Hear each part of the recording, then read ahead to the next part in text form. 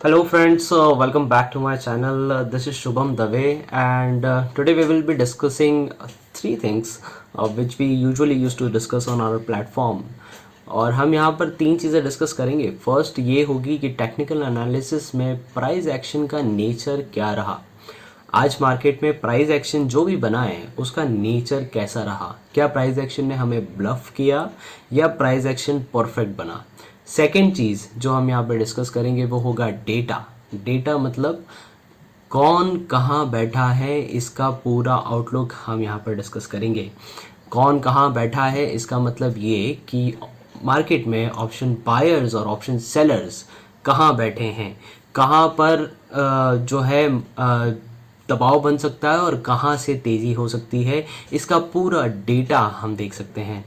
और third thing जो हम यहाँ पे डिस्कस करेंगे वो होगा market sentiment. So let's get started. और मैं आपको स्क्रीन पे लेकर के चलता हूँ, अपने आप को छोटा करता हूँ यहाँ पर और आप मेरे साथ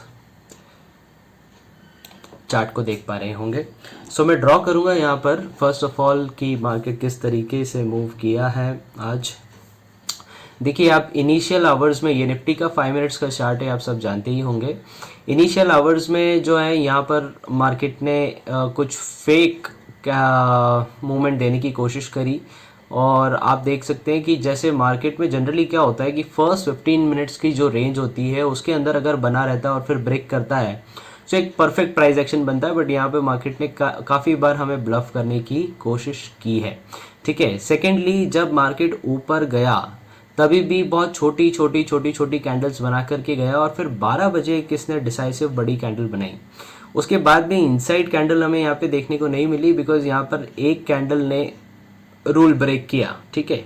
देन अगेन एक ब्रेकआउट मिला और फिर वो ब्रेकआउट सस्टेन ना करते हुए साइड में मार्केट हो गया. फिर इस कैंडल जहाँ से ब्रेकआउट मिला था उस कैंडल को भी नीचे में मार्केट ने टेस्ट किया बट लेकिन क्लोज नहीं किया. फिर वापस टाइम पास करके इस पर्टिकुलर लेवल के आसपास आकर के फिर यहाँ से ब्रेकआउट दिया. सो फिर उसके बाद भी ये जो ब्रेकआउट्स थे ये भी बहुत सस्टेनेबल ब्रेकआउट नहीं थे बिकॉज जो ये रेंज है, जो शुरू से जो मार्केट में जो एक नेचर है, मार्केट ने जो एक प्राइस एक्शन का जो एक पैटर्न जो है वो काफ़ी अच्छा देखने को नहीं मिला. और जब भी आपको शुरू में फर्स्ट मॉर्निंग आवर्स में आपको जब प्राइस एक्शन के पैटर्न्स अच्छे देखने को ना मिले तो आप ये ज़रूर एक्सपेक्ट कीजिए कि सेकेंड हाफ में जो प्राइस एक्शन के पैटर्न्स हैं वो मॉर्निंग जैसे ही रेप्लिकेट होंगे. मतलब मॉर्निंग में परफेक्ट प्राइस एक्शन देखने को नहीं मिला है तो आफ्टरनून में भी परफेक्ट प्राइस एक्शन देखने को नहीं मिलेगा. आफ्टरनून में भी इसी तरीके से मार्केट आपको ब्लफ करता रहेगा. आप यहाँ पर ब्रेकआउट पे मान लीजिए कॉल ऑप्शन बाय करेंगे, सी आपने बाय किया अगर, ओके, तो यहाँ पे आप फिर फंस जाएंगे. ठीक है. इधर भी आपने यहाँ पे अगर मान लीजिए इस ब्रेकआउट पे आपने कॉल ऑप्शन बाय किया है और इस ब्रेकआउट पे आप इमीडिएटली बाय कर नहीं पाएंगे. ठीक है. बिकॉज यहाँ पे सारी छोटी छोटी कैंडल बन रही थी, ऑल ऑफ सडन एक बड़ी कैंडल बन गई. इस कैंडल के ब्रेक के बाद आप यहाँ पे कॉल ऑप्शन बाय करेंगे तो फिर फंस जाएंगे. फिर ये अपर रेंज पे जाएगा, फिर आप यहाँ पे कॉल बाय करेंगे, फिर यहाँ पे आप फंस जाएंगे. तो ये जो आज का मार्केट था ये प्योरली ऑप्शन सेलर्स का मार्केट था. ठीक है. ऑप्शन सेलर्स का मतलब यहाँ पे सेल किसने क्या किया होगा, सेल करेंगे तो क्या कमाएंगे. ठीक है. कॉल तो आप सेल करेंगे नहीं बिकॉज कॉल का प्रीमियम तो आज बड़ा ही होगा बिकॉज मार्केट ऊपर गया है. तो यहाँ पर जिन लोगों ने पुट ऑप्शन सेल करे होंगे उनका डे था. ठीक है. उनका प्रीमियम अच्छा खासा डिके हो गया. जिनका प्रीमियम यहाँ पर मॉर्निंग में 93 रुपीज़ का था वो 30 रुपीज़ का रह गया है. तो इन लोग को 1:3 का ऑलरेडी जो है प्रॉफिट मिल चुका है. ठीक है. अभी ये ऑलरेडी अगर किसी ने 90 पे सेल किया है तो वो 60 रुपये कमा चुका है. अब उसके लिए अगर 60 रुपये की प्रीमियम जो वो ऑलरेडी जेब में लेकर के बैठा है वो कल फिर से ये कोशिश करेगा कि ये प्रीमियम ज़ीरो हो जाए. बट उसका रिस्क कब डेवलप होगा, जब उसकी कॉस्ट तक मार्केट चला जाए. मतलब यहाँ से ये पैसा अगर ये 30 रुपीज़ अगर मान लीजिए 90 चला गया, मतलब ये 3 गुना अगर हो गया, यहाँ पर 300% आ गया, 300% मार्केट मूव कर गया. ये पुट ऑप्शन का प्रीमियम मतलब यहाँ पर एक बड़ी गिरावट आ गई.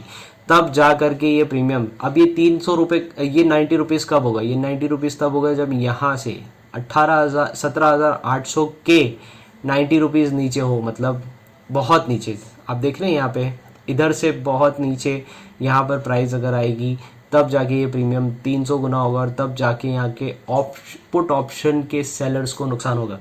सो अभी इतनी दूर की प्रोबेबिलिटी देखने को मुश्किल मिलेगी, लेकिन ये लोग अभी विनिंग पोजीशन में बैठे हैं। तो हमने नेचर में ये डिस्कस किया कि जो प्राइस है वो सुबह से ब्लफ करने की कोशिश कर रही थी। अगर आपको सुबह ही इस तरीके के मूवमेंट मिल जाए कि इस तरीके का मूवमेंट आपको दिख जाए कि प्राइस हमें मॉर्निंग से ही ब्लफ करने की कोशिश कर रही है, तो आप आफ्टरनून में भी इसी तरीके के पैटर्न्स एक्सपेक्ट करें।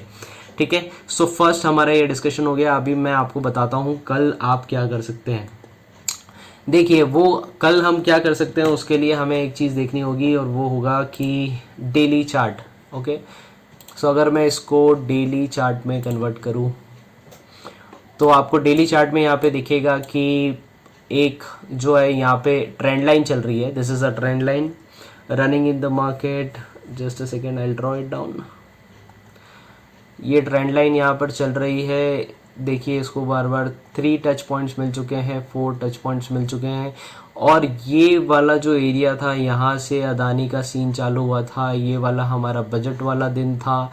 अगेन अदानी की न्यूज़ के कारण वापस यहाँ पर जो है हिंडरबर्ग की रिपोर्ट आई थी और यहाँ पर जो है क्रिसिल की रिपोर्ट आई थी और दोनों ही रिपोर्ट के कारण मार्केट का पूरा सेंटीमेंट ख़राब हो गया था। ऑलरेडी यहाँ पर मार्केट काफ़ी ऊपर से नीचे आ चुका था, ठीक है, बट यहाँ पे फिर अगेन अटेम्प्ट था कि मार्केट बजट के आसपास तक वापस ऊपर यहाँ पर चला जाए, बट ऐसा कुछ भी नहीं हो पाया मार्केट में।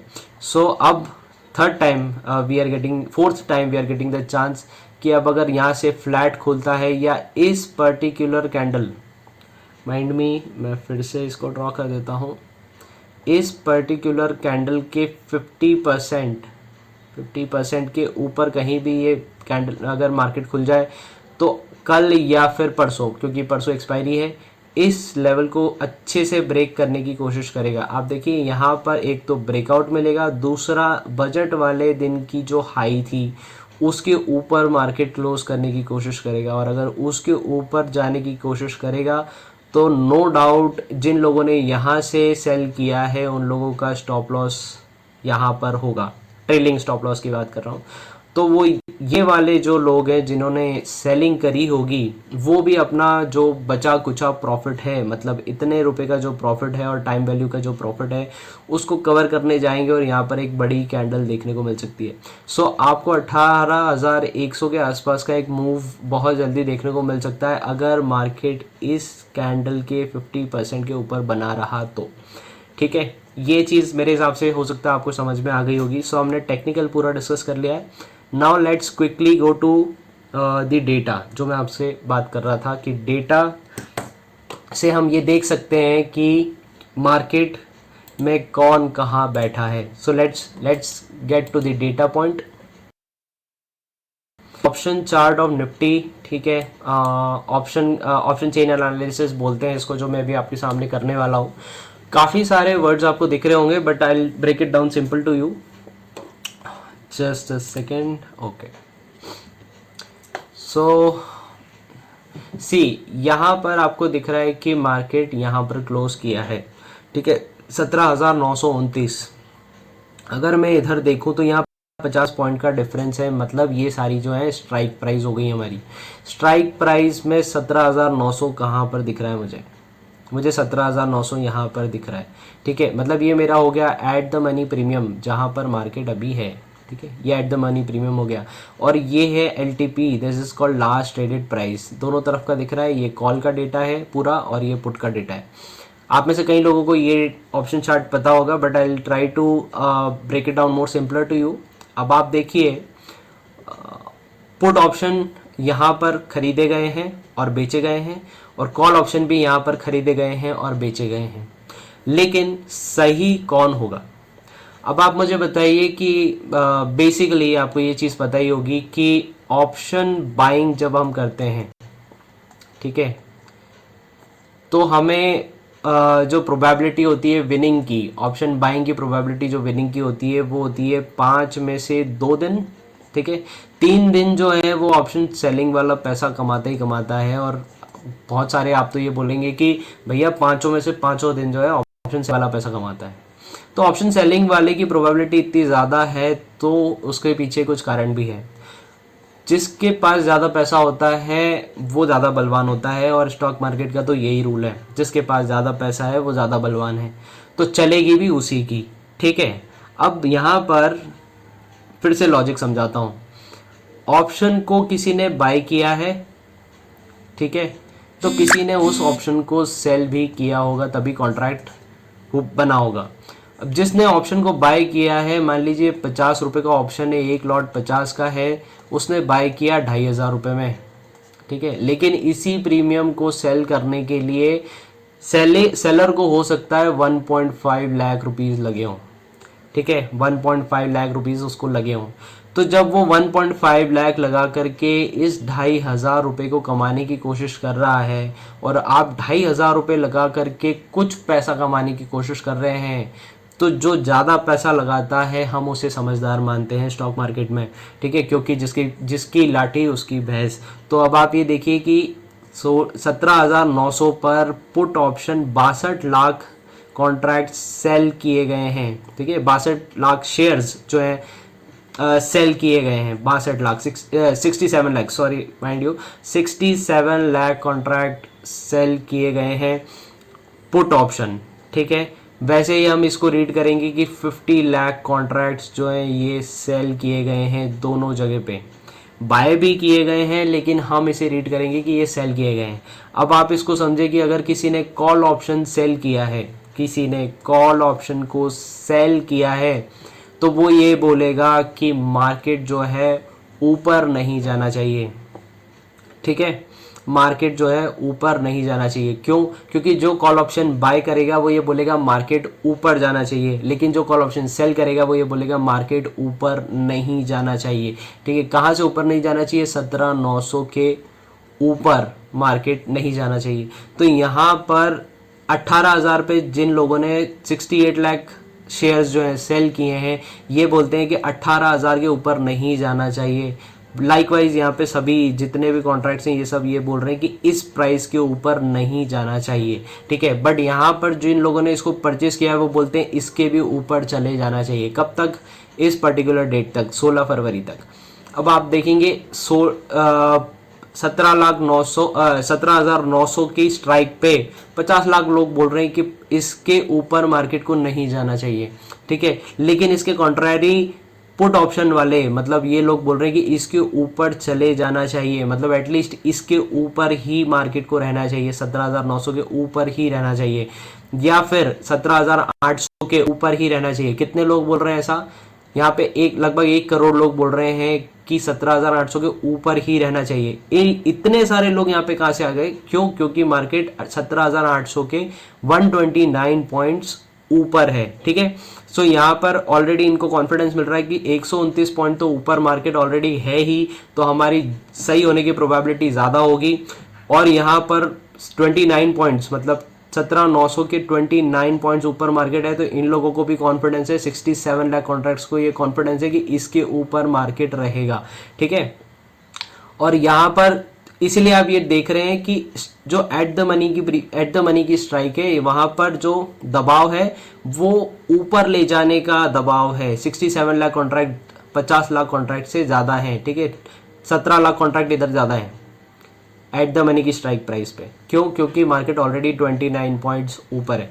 तो अब यहाँ पे अगर आप फिर से मैं आपको सारी चीज़ें समझा देता हूँ। इधर ये लोग क्या बोल रहे हैं? ये लोग बोल रहे हैं कि मार्केट इसके ऊपर बना रहेगा। ये लोग क्या बोल रहे हैं? मार्केट इसके ऊपर बना रहेगा। मैं डाउन साइड इसलिए कर रहा हूँ क्योंकि यहाँ पे सारे ऊपर की प्राइजेस हैं, ठीक है। और ये लोग बोल रहे हैं कि मार्केट इसके नीचे जाएगा। कहाँ पर नीचे जाएगा? इस तरफ नीचे कहीं तो जाएगा, ठीक है, इसके नीचे जाएगा, या तो यहीं रहे या इसके नीचे रहे। किसके नीचे? 18,000 के नीचे मार्केट रहे। कितने लोग बोल रहे हैं? 68 लाख कॉन्ट्रैक्ट बोल रहे हैं। अब यहाँ पे 1 करोड़ कॉन्ट्रैक्ट है 17,800 पे, मतलब आपको दिख रहा है कि 1 करोड़ कॉन्ट्रैक्ट इस तरफ कहीं है किसी पर्टिकुलर स्ट्राइक पे। आई डोंट थिंक कि किसी को दिख रहा है, बट आप ये देख सकते हैं कि ये एक स्ट्रॉन्ग सपोर्ट की तरह काम करेगा, बिकॉज यहाँ पे 1 करोड़ लोग बैठे हुए हैं जो पैसा लगा के बैठे हैं, ठीक है। और यहाँ पर आपको 1 करोड़ लोग कहीं नहीं दिख रहे। जो हाईएस्ट स्ट्राइक प्राइस है वो 18,200 पर है, ठीक है। मतलब अगर मार्केट ऊपर में भी ऊपर जाता गया जाता गया जाता गया, तो सबसे ज़्यादा लोग जो सोच रहे हैं कि इसके ऊपर तो नहीं जाएगा किसी हालत में, 16 फरवरी तक वो प्राइस है 18,200। ठीक है, तो अगर मार्केट यहाँ से ऊपर चलना स्टार्ट किया तो कौन सबसे पहले डरेगा? सबसे पहले डरेंगे ये लोग। ठीक है, क्योंकि इसी प्राइस के ऑलरेडी ऊपर है और इसके ऊपर मार्केट अगर जाना स्टार्ट हो गया तो ये लोग अपनी पोजीशन कट करना स्टार्ट करेंगे, मतलब 50 लाख कॉन्ट्रैक्ट जो है वो कटना स्टार्ट हो जाएंगे। सेकेंडली आप देखो, जब ये चलता चलता चलता चलता 18,000 के आसपास आ जाएगा, तब यहाँ पर भी कॉन्ट्रैक्ट्स बढ़ जाएंगे और यहाँ पर भी कॉन्ट्रैक्ट्स बहुत ज़्यादा बढ़ जाएंगे। जब इसकी प्रीमियम बहुत कम हो चुकी होगी तो लोग यहाँ पे अपने कॉन्ट्रैक्ट्स को बुक करना स्टार्ट करेंगे और यहाँ पर ऐड करना स्टार्ट कर देंगे। ठीक है, 18,900 पे। और जैसे ही 18,000 मार्केट ने ढंग से क्रॉस कर दिया किसी पर्टिकुलर प्राइस एक्शन पे बना करके, तो फिर आप देखेंगे कि ये लोग भी पैनिक में आ जाएंगे और ये लोग भी पैनिक में आ जाएंगे और ये दोनों अपनी जो पोजीशंस हैं उसको करेंगे, शॉर्ट्स को करेंगे कवर। ठीक है, मतलब ये अपने जो कॉल्स हैं जिसको इन्होंने सेल कर रखा है, इन कॉल्स को जिस लोगों ने सेल कर रखा है वो बाय करना स्टार्ट करेंगे। और जब वो कॉल ऑप्शन को बाय करना स्टार्ट करेंगे तो कॉल ऑप्शन की प्रीमियम और तेज़ी से बढ़ेगी। तो 18,000 वो इम्पॉर्टेंट लेवल है जिसके ऊपर मार्केट जब निकलेगा तो ये दोनों स्ट्राइक प्राइजेस, मतलब 50 लाख ये, 33 लाख ये और 68 लाख कॉन्ट्रैक्ट ये, मतलब आप समझिए कि लगभग 1.5 करोड़ कॉन्ट्रैक्ट्स जो हैं यहाँ पे अपनी पैनिक पोजीशन में आ जाएंगे और ये लोग कंफर्टेबल हो जाएंगे तो यहाँ पे पोजीशंस ऐड होने लग जाएंगी। इसी तरीके से ऑप्शन सेलर जो हैं वो पैसा कमाते हैं। ठीक है, बट लेकिन हमें क्या करना है, हमें वो प्राइस एक्शन के थ्रू ऑप्शन बाइंग करनी है। अगर आप ऑप्शन बायर है तो अगर लेट सपोज किसी एरिया पर जा करके मान लीजिए ये 17,900 की प्राइस है। ठीक है, समझिए ये 18,000 की प्राइस है, सॉरी ये 18,000 की अगर प्राइस है 18,000 की, यहाँ पर मार्केट आ करके ऐसे ऐसे ऐसे ऐसे ऐसे ऐसे रुका हुआ है और फिर उसने उस प्राइस एक्शन को ढंग से ब्रेक कर दिया है ऊपर की तरफ में, तो आपको दिख जाएगा कि यहाँ पर जितने भी लोग, जिन लोगों ने सेल कर रखा है 18,000 का कॉल ऑप्शन, वो अपनी पोजीशन को कवर करने दौड़ेंगे और एकदम से बड़ी कैंडल्स यहाँ पे बननी स्टार्ट हो जाएगी। तो this is how it works और यहाँ पे आपको अभी डेटा पूरा सामने दिख चुका है। अब मैं आपको सेंटीमेंट की बात करूँगा, तो सेंटीमेंट के लिए हम वापस से चार्ट पे आते हैं।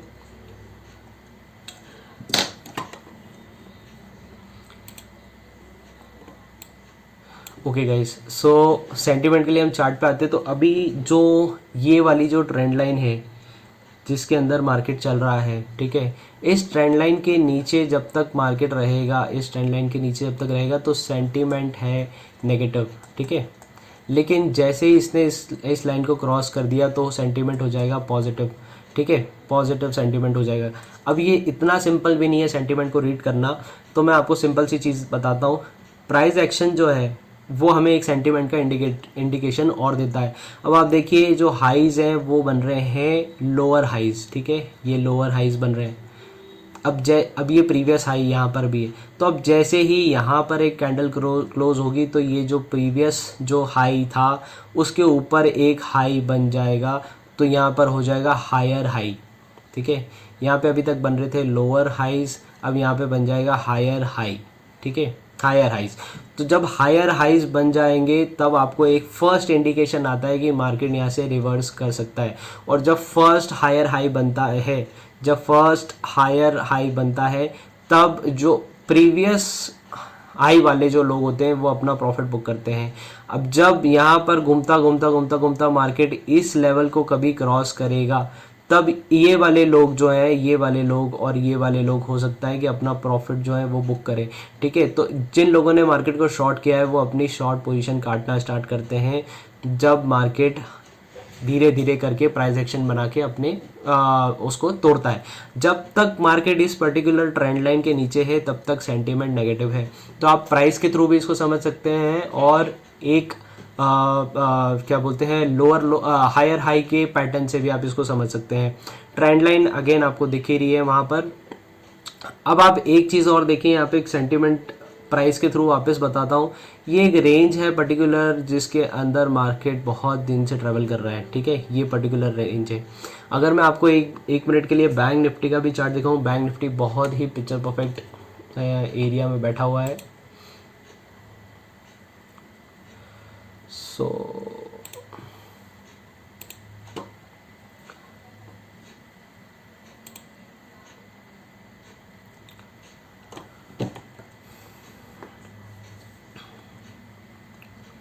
this is just a second.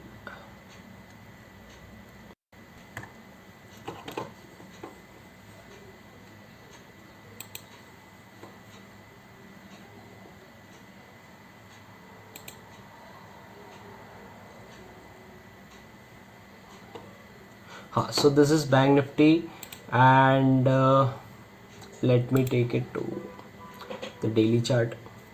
सो यहाँ पर बैंक निफ्टी जो है वो बहुत ही परफेक्टली प्लेस्ड बैठा हुआ है। देखिए आप, रेंज छोटी सी, कितने दिन हो गए इस पर्टिकुलर रेंज में मार्केट को क्लोज करते करते, 1 2 3 4 5 6 7 8, now this is 8 days back to back market जो है इस पर्टिकुलर रेंज में है। अगर मार्केट एक दिन भी इस रेंज के ऊपर निकलने का ट्राई करेगा, तब मार्केट क्या कोशिश करेगा कि ये जो हाई है एटलीस्ट उसको वो ब्रेक कर दे, क्योंकि अगर बायर्स ये करने में सस्टेन नहीं कर पाए तब फिर सेलर्स एक अटेम्प्ट और लगाएंगे इस रेंज में वापस लाने के लिए, बिकॉज यहाँ पे उनका स्टॉप लॉस है।